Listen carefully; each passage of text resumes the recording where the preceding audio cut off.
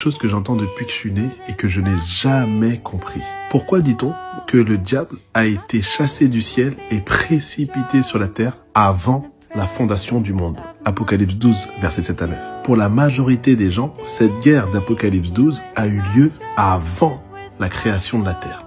Ben franchement, je ne comprends pas pourquoi nous situons cet événement à ce moment-là. Premièrement, au verset 11, il est dit qu'ils l'ont emporté par le sang de l'agneau. Mais avant la fondation du monde, le sacrifice de Jésus, qui est l'agneau, n'avait pas encore eu lieu. Comment peuvent-ils l'emporter grâce au sang de l'agneau alors que ce sang n'a pas encore été versé?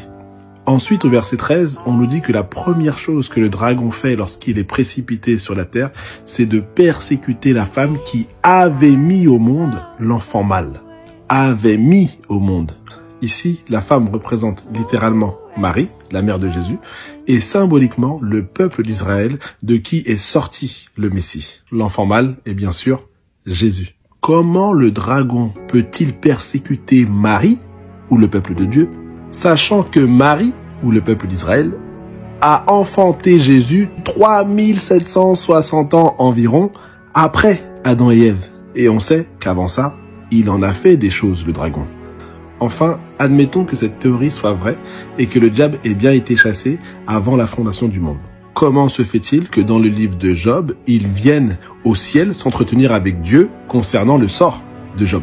Ça n'a pas de sens. Lorsque vous avez été chassé, vous ne pouvez pas revenir de là où vous avez été chassé. Déjà, lorsque vous êtes chassé par un homme, vous ne pouvez pas revenir comme ça. Là, c'est Dieu qui a chassé le diable. Et il va revenir. Pour toutes ces raisons, je ne peux pas comprendre que cette guerre ait eu lieu avant la création de la terre. Alors voici ma compréhension, et je vous l'expose sous forme de question.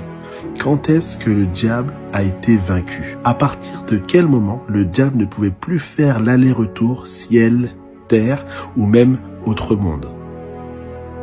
À la croix.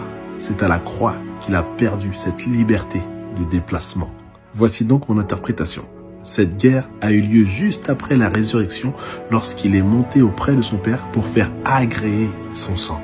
D'ailleurs, il dit à Marie, « Ne me touche pas car je ne suis pas encore monté auprès de mon Père. » Jean 20, verset 17. Jésus est monté au ciel et c'est à ce moment-là que cette guerre a éclaté et que le diable a été précipité sur la terre.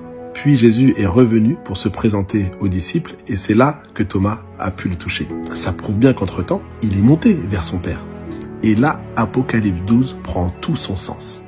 Ils l'ont vaincu grâce au sang de l'agneau. Oui, car le sang venait tout juste d'être agréé. C'est effectivement après la résurrection du Christ que Satan s'acharne sur le peuple de Dieu, sachant qu'il a peu de temps. L'histoire le prouve.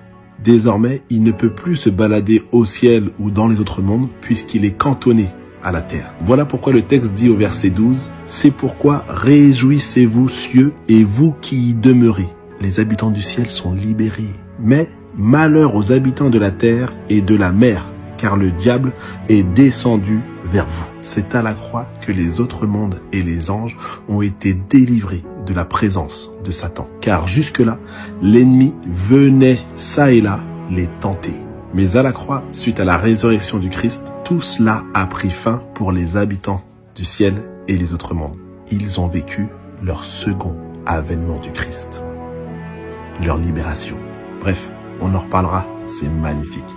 Depuis cette guerre, tous les habitants du ciel ont retrouvé leur paix d'antan. Mais malheur à la terre, car le diable est descendu vers vous. Maintenant, le combat final se passe ici-bas, sur terre, et le diable sait qu'il n'a plus beaucoup de temps. J'en appelle encore à vous, Béréens, afin d'examiner cette interprétation. Et si toutefois je m'égare, s'il vous plaît, expliquez-moi.